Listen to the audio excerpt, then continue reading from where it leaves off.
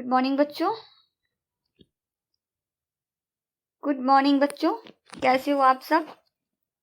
तो पिछली वीडियो में हम लोगों ने पढ़ा था कि लेखक जो हैं, जो इस कहानी के रचनाकार हैं, वो अपनी भाभी से मना करते हैं कि भाभी आप पक्षियों को घर न लाएं क्योंकि पिंजरे में कैद पक्षी अच्छे नहीं लगते। ठीक है, अब हम लोग आगे पढ़ेंगे पार्ट 2 में, है ना। इस कहानी का पार्ट 2 है ये, है ना। तो इसमें हम लोग आगे पढ़ेंगे। मैं उन दिनों 8-9 वर्ष का ही बालक था, है ना। मेरी बात कौन सुनता। भाभी 4 रंग बिरंगी चिड़िया और एक नया पिंजरा ले आई, है ना। पिंजरे में बैठा पक्षियों का जोड़ा चिल्ला रहा था। भाभी हंस हंस कर पड़ोस की औरतों को रंग बिरंगी चिड़िया दिखा रही थी। ठीक है, वे भी हंस हंस कर उन चिड़ियों की प्रशंसा कर रही थी। वाह कितनी सुंदर चिड़िया है। सभी खुश थे, है ना, सभी खुश थे, बस मैं ही उदास था। ठीक है, ये हमारे लेखक जो हैं, इस कहानी के रचनाकार जो हैं, वो बोल रहे हैं। ठीक है, अब हम लोग आगे पढ़ते हैं कि वो और क्या लिखे हैं। मैंने भाभी से कहा, आप इन पक्षियों पर अत्याचार कर रही हैं। इन प्राणियों ने आपका क्या बिगाड़ा है जो इन्हें कैद कर पिंजरे में डाल दिया है। ठीक है, भाभी ने मुझे डांटते हुए कहा, छोटे मुंह बड़ी बात, अपनी उम्र तो देखो, आया है मुझे सिखाने वाला।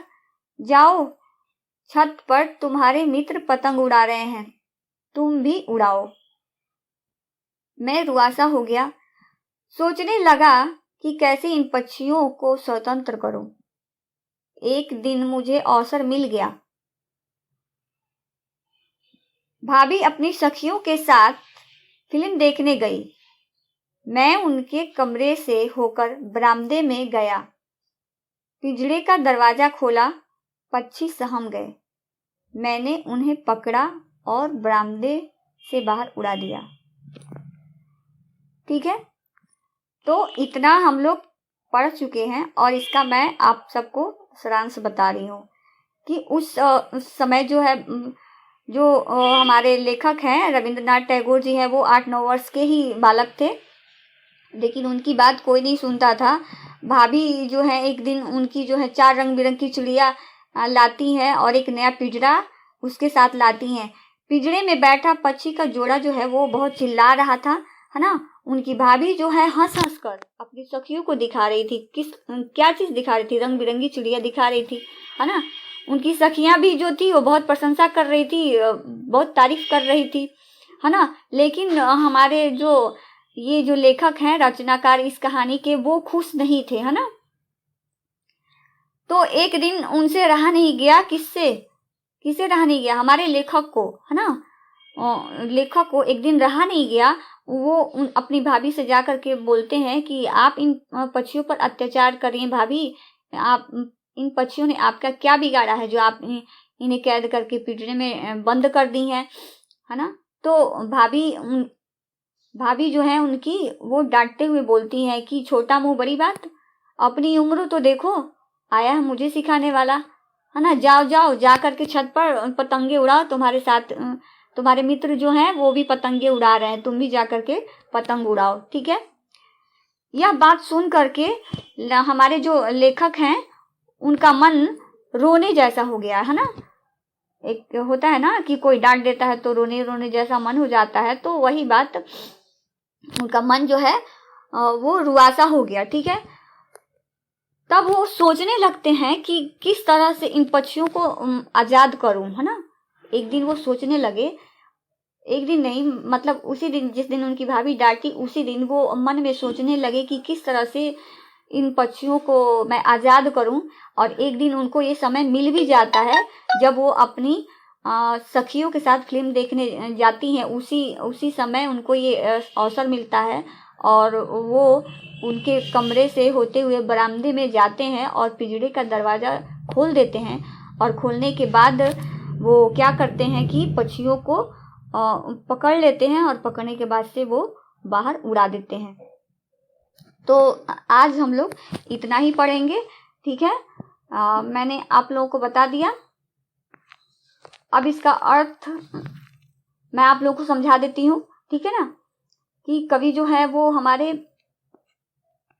मैं आप लोगों को समझा चुकी हूँ ना, फिर से आप लोगों को समझा दे रही हूँ, ठीक है। शॉर्टकट में समझा दे रही हूँ क्योंकि भाव से ही आप लोगों को ज़्यादा समझ में आधा से अधिक बात आ जाएगा।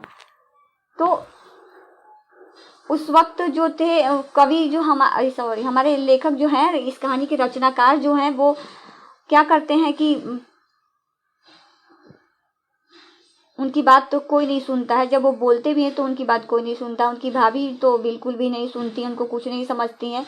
वो हंस हंस कर अपनी क्या है, भाभी हंस हंस कर पड़ोस की औरतों को रंग बिरंगी चिड़िया दिखाती हैं, लेकिन उनके अंदर दया नाम की चीज नहीं है ना। लेकिन ये सब देखकर लेखक जो है वो खुश नहीं थे, है ना। तो लेखक जो है वो खुश नहीं थे। वो बोलते हैं कि भाभी आप इन पक्षियों पर क्यों अत्याचार कर रही हैं, इन प्राणियों ने आपका क्या बिगाड़ा है। लेकिन वो उनके ऊपर कोई असर नहीं पड़ता है इस बात का। तो भाभी एक दिन क्या हुआ, उनको डांट देती हैं और डांटती हैं और बोलती हैं कि छोटा मुंह बड़ी बात, अपनी उम्र तो देखो, आया है मुझे सिखाने वाला। जाओ छत पर, तुम्हारे मित्र पतंग उड़ा रहे हैं, तुम भी उड़ाओ, है ना। उनको डांट डपट कर किसी तरह से वो भगा देती हैं। और ये बात जैसे ही उनकी भाभी डांटती हैं तो वहाँ पे कवि जो है वो रोने जैसा मन बना लेते हैं। और यहाँ पे लिखा हुआ है कि मैं रुआसा हो गया, है ना।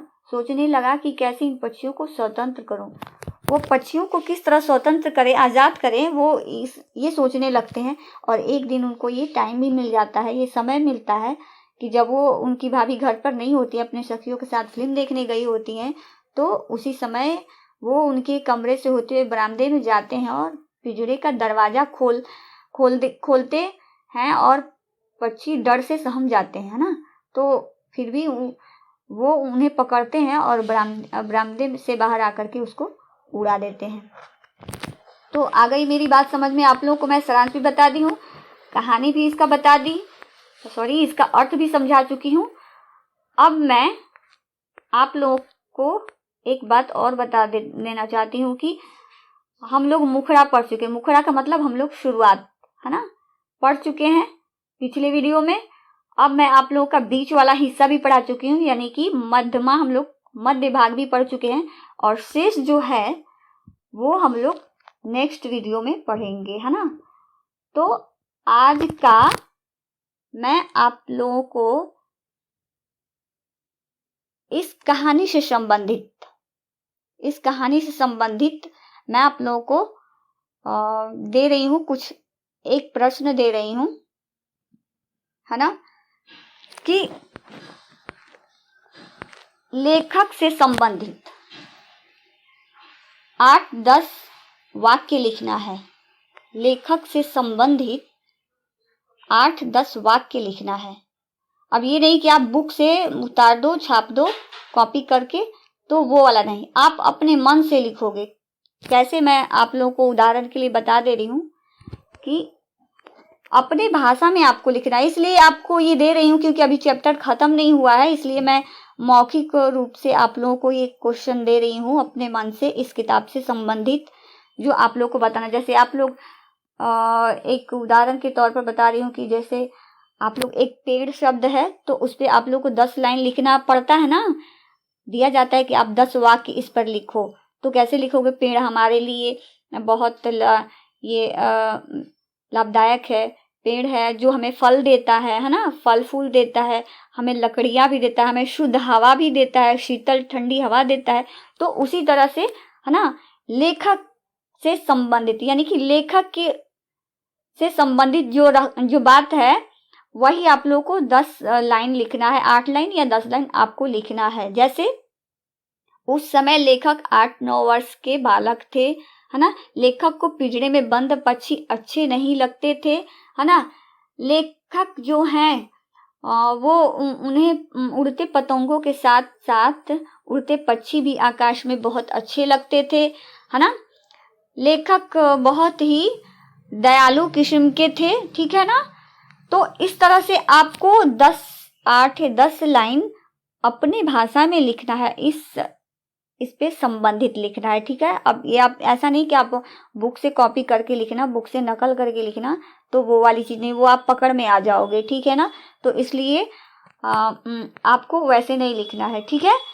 बस आपको अपनी भाषा में 8 या 10 लाइन लिखना है, ठीक है ना। मैं आप लोगों को इस बुक से संबंधित दे रही हूँ, क्योंकि अभी हमारा चैप्टर जो है अभी खत्म नहीं हुआ, अभी हम लोग शेष जो है वो नेक्स्ट वीडियो में पढ़ेंगे हम लोग, है ना, नेक्स्ट वीडियो में पढ़ेंगे। तो आज के लिए इतना ही, ओके, ठीक है फिर।